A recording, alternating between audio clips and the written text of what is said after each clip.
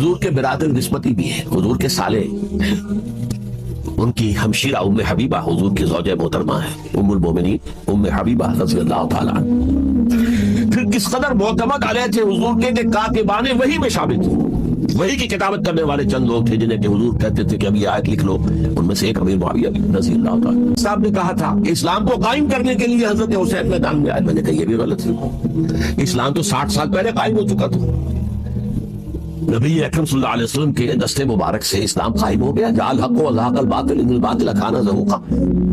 پھر 30 برس تک وہ کامل شکل کے اندر قائم رہا۔ تو اسلام جو ہے وہ جو ہے در حقیقت اب قائم کرنے والی بات نہیں تھی، البتہ اس کے اندر زوال شروع ہو گیا تھا۔ اس زوال کے عمل کو روکنے کے لیے حضرت حسین میدان میں آئے۔ یہ چیز کو صحیح تاریخی پرسپیکٹو میں رکھنا، تو جس طرح سے دین کو قائم کرنے کے لیے دین قائم تو کیا محمد رسول اللہ صلی اللہ علیہ وسلم والذین معہ رضی اللہ تعالیٰ عنہ، انہوں نے کیا۔ ہاں اب جو ہے وہ اپنی اس شاندار حیثیت سے نیچے گرنے لگا تھا، وہ میں بعد میں عرض کروں گا کہ میں نے اسے کیا عرض کیا تھا کہ یہ اس زوال کو روکنے کے لیے کسی طریقے سے یہ اپنی اصل حقیقت میں قائم رہے۔ یہ حضرت حسین رضی اللہ تعالیٰ عنہ کی سعی تھی۔ اچھا، حضرت امیر معاویہ کے جو 20 سال ہیں وہ پورے امن، سکون، اطمینان، کوئی جھگڑا، کوئی فساد، کوئی اختلاف، کوئی باہمی فارغ نہیں، کچھ 20 سال۔ یہ بھی تاریخ کی بڑی چشم کشا حقیقت ہے جو عام طور پر لوگوں کے علم میں نہیں۔ سبائی بھی دبتے رہے، حضرت امیر معاویہ کی حکومت اتنی مضبوط تھی، کنٹرول، کہ ان کو کچھ سر اٹھانے کا موقع نہیں ملا۔ موجود تھے، دب کے رہے، جیسے کہ میں نے کہا ریولوشن کے آخری مرحلے پر آ کر جو مخالفین ہیں وہ دب جاتے ہیں کہ پھر دیکھیں کہ موقع ملے گا جو پھر لیں گے ان سے حساب کتاب۔ 20 سال رہے ہیں پورے امن کے۔ 10 سال کے بعد یعنی درمیان میں ہے حضرت امیر معاویہ کا عہد خلافت۔ ایک صحابی جو کہ بزرگ صحابہ میں سے ہیں، مغیرہ بن شعبہ رضی اللہ تعالیٰ عنہ، وہ آتے ہیں، وہ کہتے ہیں کہ دیکھیے امیر المومنین، کتنی بڑی خانہ جنگی رہی تھی مسلمانوں کی آپس میں، اور اب بھی اگر آپ کسی کو نامزد کیے بغیر چھوڑ گئے امت کو تو پھر خانہ جنگی ہو جائے۔ 1 لاکھ اس وقت جو ہے وہ ہلاک ہوئے تھے، نہ معلوم اب کتنے ہلاک۔ لہذا آپ اپنی زندگی ہی میں نامزد کر دیجئے کسی کو خلیفہ، ولی عہد بنائیں۔ حضرت امیر معاویہ نے ابتداءً جو ہے انکار کیا نہیں، لیکن ان کے دلائل ایسے تھے وزنی، اور میں سمجھتا ہوں کہ وہ بات صحیح تھی جو مغیرہ ابن شعبہ نے کہی، اس لیے کہ اب صحابہ کرام میں سے جو کبار صحابہ تھے وہ تو سب دنیا سے رخصت ہو چکے تھے۔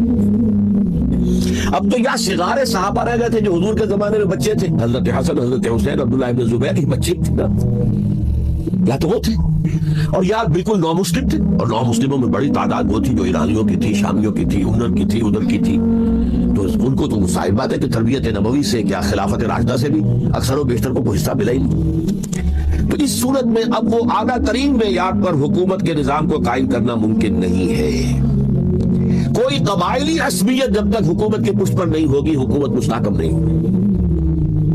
یہ گویا کہ ایک جس کو کہتے ہیں کہ حقیقت بینی، واقعیت پسندی، ایک آئیڈیالزم ہے اور ایک ریئلزم ہے کہ آپ فیکٹس آن دی گراؤنڈ کو غور کریں، سوچیں اس کے اوپر اور پھر کوئی فیصلہ کریں۔ اس اعتبار سے پھر حضرت امیر معاویہ نے بات مان لی اور بیعت لے لی لوگوں سے حضرت یزید کے لیے کہ یہ خلیفہ ہو گئے میرے بعد، اس کو ولی عہد کہتے ہیں۔ اچھا، اس وقت 5 افراد ایسے تھے کہ جنہوں نے اس سے اختلاف کیا۔ یہ بات بہت اہم ہے۔ میرا کتاب کیا ہے، سانحہ کربلا، اس کے کچھ نسخے آج یہاں ہوں گے، آپ لوگ پڑھیے اسے غور سے اور پھیلائیے تاکہ حقیقت سامنے آئے۔ 5 افراد کون تھے جو ہونے چاہیے؟ ابو بکر فوت ہو گئے، ان کے بیٹے عبد الرحمن ابن ابی بکر۔ عمر فوت ہو گئے، ان کے بیٹے عبداللہ ابن عمر۔ عباس فوت ہو گئے، ان کے بیٹے عبداللہ ابن عباس۔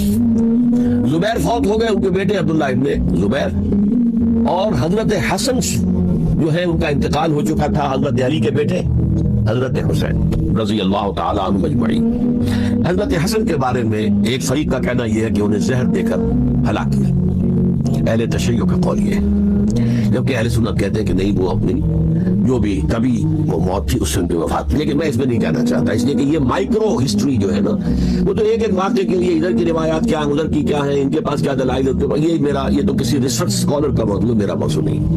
لیکن بہرحال یہ 5 حضرات تھے جنہوں نے ولی عہدی کی بیعت نہیں کی، لیکن حضرت معاویہ اتنے حلیم الطبع انسان تھے، انہوں نے جبر نہیں کیا، کوئی تشدد نہیں کیا.